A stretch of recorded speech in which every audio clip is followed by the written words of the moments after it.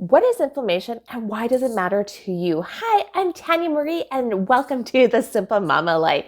Inflammation.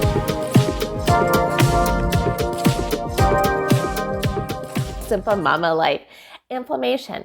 We all have heard of it in some way, shape, or form. We probably have felt it.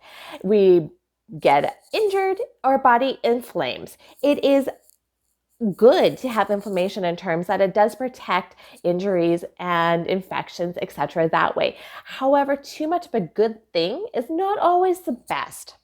For example, too much wine is not the best thing. When something has too much or you have too much inflammation, there can be a dis-ease, a disconnect from your body. And I remember this so clearly. We were doing a vegetarian vegan diet about 70 to 80% of the time in the summer of 2020. And I was like, yes, we're going to eat healthy. We're going to kick this lockdown in, but we're going to just start eating healthier. However, what happened was we didn't realize some of the foods that we were eating and toting as being healthy were actually inflammatory agents. Okay.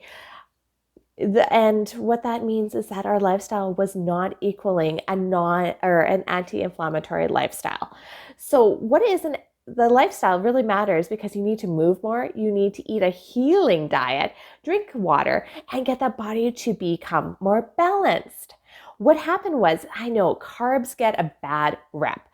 And it's not all carbs. It's the starchy carbs or the refined carbs. We need carbs. Every food group is broken into three: fats, proteins, and carbs. You can't get away from it. However, you can use and eat different carbs that work for your body.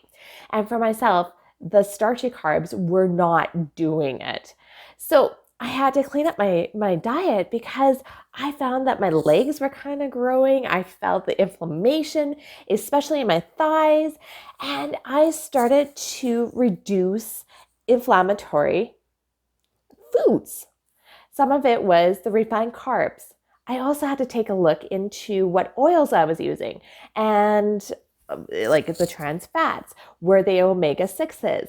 What was it that was wrong, that I was doing wrong for my body? And I actually, within 4 weeks, I reduced my thighs by 19 inches. It was insane, the inflammatory, the puffiness, right? And what it is that balance. You're bringing that body back into balance. Like, for instance, insulin can be a big impact on inflammation. So kidneys cannot excrete extra fluid until your body comes back into balance. And this is where you eat pizza and drink some beer. You might have a weight gain of about 2 to 5 pounds until your body starts coming to balance and can get rid of that extra fluid. Inflammation also is not always showing up on the scales. This is why I say the scale lies. Like, sometimes you step on it, you're like, whoa, my gosh. And other times you're like, hey, I can't fit that pair of pants, but I have not gone up in weight. What gives? The scale lies. We might need to start measuring our bodies, especially when we are targeting inflammation. And we just need to remember that inflammation sits in your joints, your tissues. It could be your face. For me, it was my thighs. Where is it sitting and how is it impacting your lifestyle? We can also eat that healing diet, foods that help to heal from the inflammation. And we can have, so the lifestyle, eating foods, we're going to measure our body, and supplements can help reduce the time it takes for healing. It can speed up healing. These can help us, especially when we're struggling with lifestyle changes, because we might be craving, we might not see the results, we might go back into old habits. So we want to be able to speed up those changes. At least I did. So we need to beat that inflammation in our bodies so that we are feeling better, so that we are doing better, and know that our body is a temple.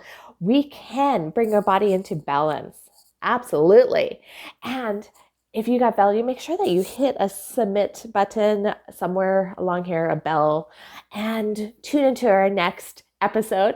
And hey, make sure you head over to wonderingfamily.com/join us to get on this amazing adventure in health, happiness, and healing. All right, adios.